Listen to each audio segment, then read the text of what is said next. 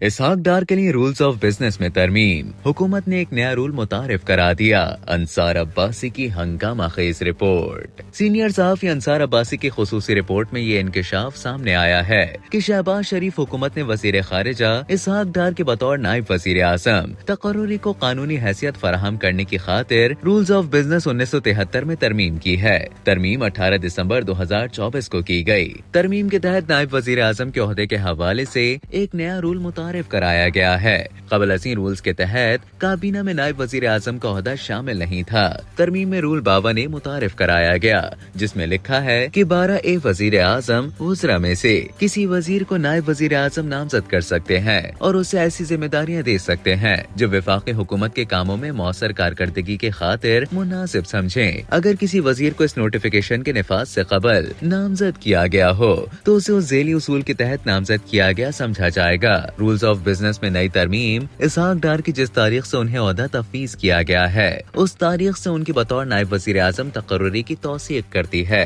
پاکستان کا آئین نائب وزیر اعظم کے عہدے کو تسلیم نہیں کرتا، لیکن ماضی میں چند ایسی مثالیں موجود ہیں جن کی وجہ سے اس عہدے کے حوالے سے قانونی سوالات اٹھائے گئے ہیں۔ اب رولز آف بزنس میں یہ عہدہ شامل ہو چکا ہے جو وزیر اعظم کے ذریعے کابینہ کے کسی بھی وزیر اعظم کو دیا جا سکتا ہے۔ تاہم آئین میں اب بھی اس عہدے کا کوئی ذکر موجود نہیں۔ اسحاق ڈار کی بطور نائب وزیر اعظم تقرری غیر آئینی ہونے کے معاملے کو مختلف ہائی کورٹس میں چیلنج کیا گیا تھا۔ لاہور ہائی کورٹ کے ڈویژن بینچ نے سینیٹر اسحاق ڈار کے بطور نائب وزیر اعظم تقرری کو چیلنج کرنے والی انٹرا کورٹ اپیل پر وفاقی حکومت اور وزارت قانون سے رواں ماہ کے اوائل میں جواب طلب کیا تھا۔ درخواست میں موقف اختیار کیا گیا ہے کہ آئین میں نائب وزیر اعظم کے عہدے کی کوئی گنجائش نہیں، لہٰذا اسحاق ڈار اس عہدے پر نہیں رہ سکتے۔ سندھ ہائی کورٹ میں بھی ایسی ہی نوعیت کی دائر کردہ درخواست میں موقف اختیار کیا گیا ہے کہ ملک کے آئین اور رولز آف بزنس میں وزیر اعظم، نگراں وزیر اعظم اور وفاقی وزراء کے عہدوں کا ذکر موجود ہے،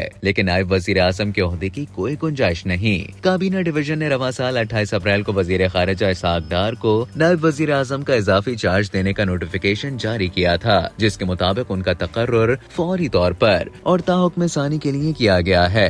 رولز آف بزنس 1973 وفاقی حکومت کے انتظام و انصرام کے لیے فریم ورک مہیا کرتا ہے۔ یہ رولز پاکستان کے آئین کے آرٹیکل 99 کے تحت نافذ ہیں اور ان کے تحت صدر مملکت کو وفاقی حکومت کے کام کاج کی تقسیم اور لین دین کے حوالے سے قوانین بنانے کا اختیار حاصل ہے۔